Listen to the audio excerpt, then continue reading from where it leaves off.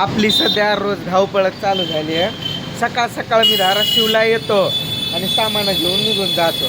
आता मिरची घेतल्यात, बटाटे घेतल्यात, राहिलेत पाव निघायला लागलेत, बेकरीमधून यायला लागलेत. मग त्यांना म्हणलं गाडी काय मला मध्ये टाकता येणार नाही, इकडं मध्ये आहे, मला इथपर्यंत पोच करा. कारण मिरच्या वगैरे आहे, बटाटे, कॅरेट आहे, गाडीमध्ये घुसणारच नाही. असं रस्ता तसा खराब आहे तिथं. आणि मी इकडं आल्यानंतर मग पूजाचं काम, तिकडं मसाला तयार करायचा असतो. सध्या ती पण खूप कामं करते, ती माझ्यापेक्षा डबल पण करते, पण मी पण करतोय. मी इकडं येतो, हे घेऊन जातो, मग दिवसभर तिथंच राहतो. तिला उलट घरी पण पाठवतो मी, पण मी तिथंच राहतो. काल मला कमेंट आल्या की गावातले लोकांचं काही सगळे सांगणारेच आहेत, म्हणजे असं कर, तसं कर, हे कर, ते कर, पण तू असं कर जे योग्य आहे ते कर, ज्यात तुला पण परवडेल असं कर. पण मी पण बाबा सगळ्यांचं म्हणजे कसं परवडायचं नाही परवडायचं हे सध्या मी विचार करतच नाही आहे. सध्या लोकांना चांगलं आवडावं यासाठी मी खूप प्रयत्न करतो आहे आणि आवडतंय. पण ते बघून मला पण खूप आनंद होतो आहे की लोकांना आवडतंय. एकदा आपला रस्ता रुळला की मग पुढच्या पुढं बघू. पुढच्या पुढं म्हणजे काय, परत पण आपण बिघडवणार नाही, चांगलंच द्यायचं आहे आपल्याला. पण साईज म्हणजे वड्याची लहान मोठी. आणि म्हणे कमेंट आल्या की आमच्याकडं माग आहे, 20ला वडा आहे, 15ला वडा आहे, तू पण रेट वाढव.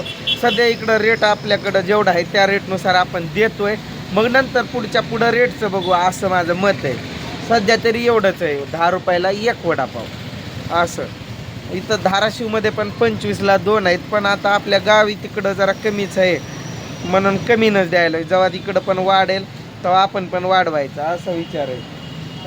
कमेंट एक कोण खानापूरचा दादा आहे का ताई आहे मला माहीत नाही. खानापूरच्या दादा ताईंना रोज कमेंट करतो, माझी कमेंट वाचत नाही. मी सगळ्याचीच कमेंट वाचतोय, कमेंटमध्ये रिप्लाय पण देतोय. तर ते रिप्लाय तुम्ही बघितला नसेल, मी कमेंटमध्ये सांगितलं कितीतरी वेळा, आणि आता एकदा अजून डबल सांगतो. मी खानापूरच्या दादाला सांगू इच्छितोय की दादा मी भातंबऱ्याच्या तंड्यावरचं आहे, आश्रमशाळा तंडा. आता मला डबल फक्त सांगायला लावू नका 17 वेळेस की कमेंट वाचत नाही. काय कमेंट वाचतोय मी, सगळ्यांना माहीत आहे मी कमेंट वाचतच असतो. मग तेच तुम्ही 17 बाऱ्या कमेंट करू नका की तू कमेंट वाचत नाही आहे. मी कमेंट वाचतोय आणि रिप्लाय पण देतोय. आता सध्या मला हे पावासाठी अजून वाट बघावं लागेल. हे काय मटेरियल मी लगेच घेतलं होता, बटाटे, मिरच्या वगैरे, कॅरेट असं बांधले म्हणजे कोणाला चला र मदत करा र असं करायची वेळ येऊ नये म्हणून मी एकट्यानं सगळं करतोय. ते कॅरेट वगैरे असे अडकवतो, त्यामध्ये पाव टाकतो, वरतीच बटाट्याचं पोतं बांधून घेतलं आहे, पुढं मिरच्या ठेवल्यात, पाव आले की कॅरेटमध्ये पाव टाकायचे आणि चले जाऊ. काही मसाले घ्यायचेत मला, पण आता मला तिकडं गाडी वळवता येणार नाही. आज रविवारचा दिवस, धाराशिवमध्ये बाजाराचा दिवस, गर्दी असते खूप. कुठं काही झालं गेलं, कोणाला धक्का लागला, मला कॅरेट असं बाजूलाची सवय नाही. गाडी आपण एकदम कट मारतो, कोणाला आपल्याकडून लागलं गेलं तर मग अजून दुसरं डोक्याला ताप. त्यामुळं सध्या गर्दी असल्यामुळं मी काय मसाला घेणार नाही. आजच्या पुरतं असेल, फोन करून पूजानं सांगितलं आहे हाय म्हणून आजच्या पुरतं, मग बघेल. आजच्या पुरतं असेल तर मग घेणारच नाही आहे, जाईल उद्या बघेल. तुमचं प्रेम, तुमचा आशीर्वाद असंच असू द्या. खूप साऱ्या मला कमेंट येतात, दादा तुझं असंच चांगलं होऊ दे, दादा तुझ्या व्यवसायात अजून प्रगती मिळू दे, तुला चांगलं यश भेटू दे. ते बघून मला खूप आनंद होतो. माझ्या सर्व बहिणींचं, भावांचं माझ्यासोबत प्रेम आहे, आशीर्वाद आहे, हे बघून मला खरं खूप आनंद होतो.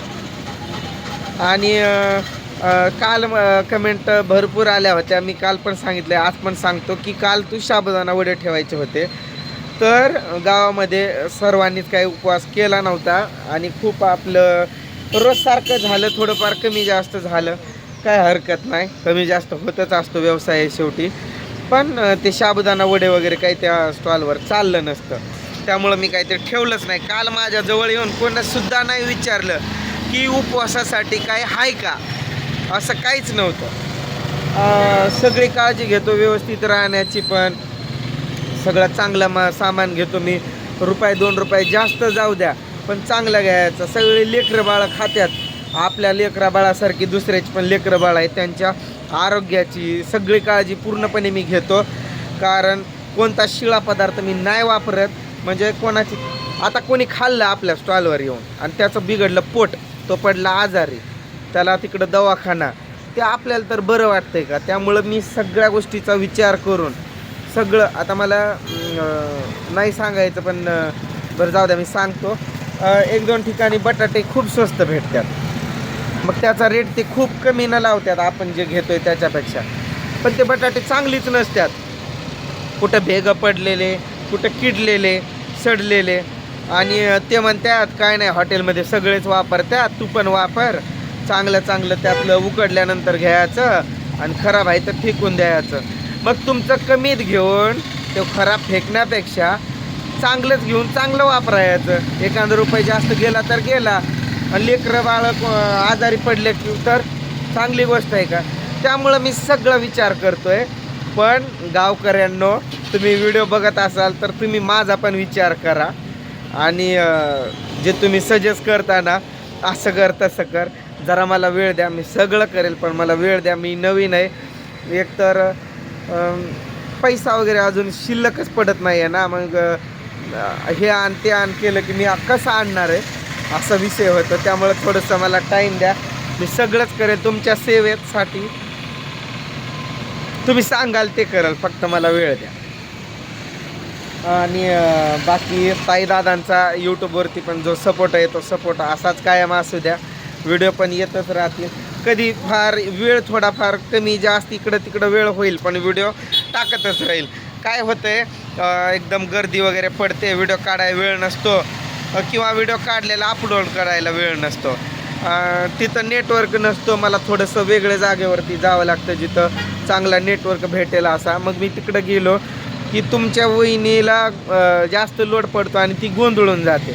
तीच बनवणार, तीच देणार, त्यामध्ये तिला कन्फ्युजनमध्ये जाते ती. त्यामुळं मला सगळं करावं लागतं ते बाकीचं. ती फक्त मसाला बनवून दिला ना तिनं मला, तरी पण बस. म्हणून मी तिला काही लोड देत नाही. कधी कधी इकडं गर्दी वगैरे पडली तर मी द्यायला लागलो तर तिला म्हणतो तू तळ पण आणि काढून ठेव पण, मी देतो. बाकी कोणी गर्दी वगैरे नसेल तर मग मी पण तळतो. तिला म्हणतो मी तू जा किंवा बस, मी तळतो, देतो मी तळून बस.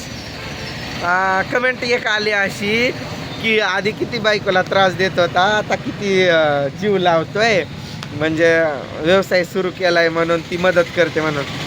असं नाही, तिनं पण माझ्याशी जर अशी चांगली राहिली आता आहे तशी, तर व्यवसाय चालू असू नसू मी पण चांगलाच राहील.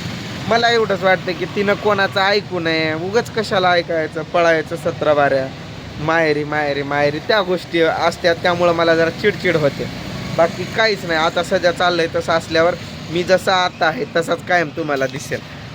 चला मग व्हिडिओ असेच सपोर्ट असू द्या. नंतरचा नेक्स्ट व्हिडिओमध्ये आता डायरेक्ट स्टॉलवरून अपलोड होईल. तोपर्यंत सर्वांनी काळजी घ्या, मस्त राहा, आनंदी राहा, आणि जे जवळपासचे असतील त्यांनी वडापावच्या स्टॉलवरती नक्की भेट द्या.